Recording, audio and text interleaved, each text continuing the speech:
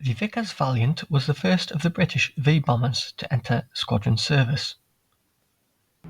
Bombers of the Second World War had become dated due to wartime developments.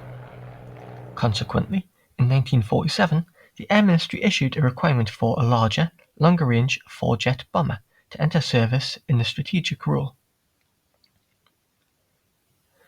The designs selected to meet the requirement eventually became the Avro Vulcan and hand-page Victor.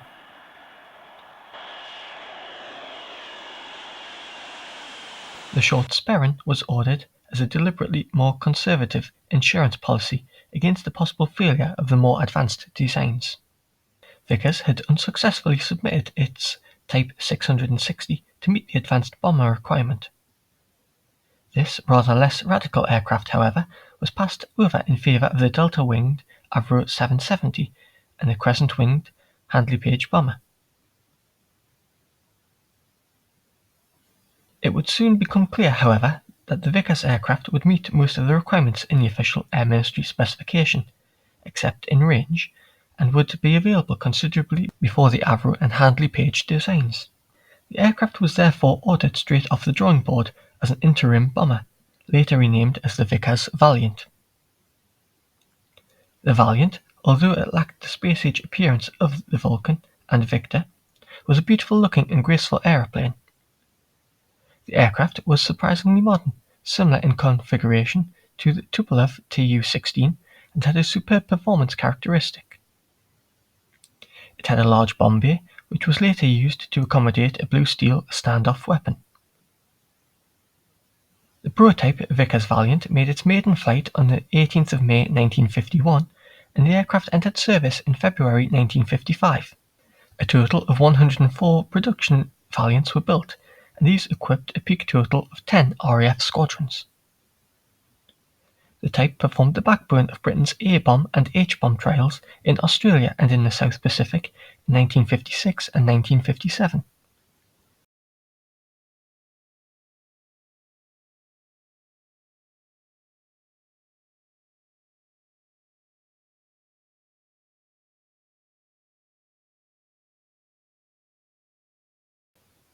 There were also 4 Valiant squadrons involved in Operation Musketeer, the Anglo-French Suez operation. In this, their task was to bomb Egyptian airfields and other military targets. When the new Vulcan and Victors entered service, Valiants became available for conversion to reconnaissance and tanker roles, equipping 3 specialized units. From 1961, some 3 squadrons of Valiants were switched to tactical nuclear strike duties in support of NATO's Supreme Allied Commander, Europe.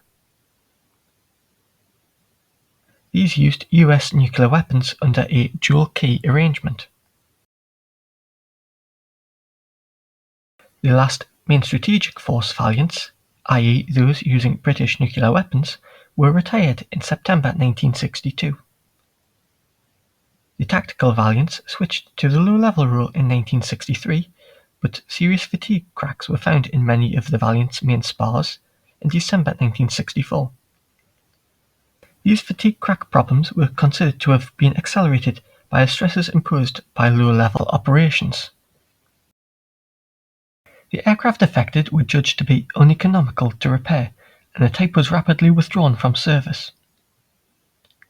At one time, it seemed likely that some Valiants would be repaired, refurbished, and sold, perhaps to Australia or South Africa. In the event, however, these aircraft were ultimately just retired and scrapped. Ironically, a dedicated low-level Pathfinder version of the Valiant, which was strengthened for low-level operations, the B Mark II, was flown in prototype form on the 11th of April 1952. The aircraft, however, was not selected for production. The withdrawal of the bomber variants of the Valiant had little effect on the Royal Air Force's readiness, since they could quickly be replaced by Mark I Vulcans and Victors, and also by the Canberra.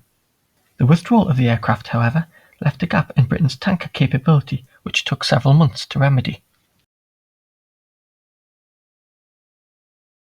Many thanks for watching. Please subscribe for more updates, like and share.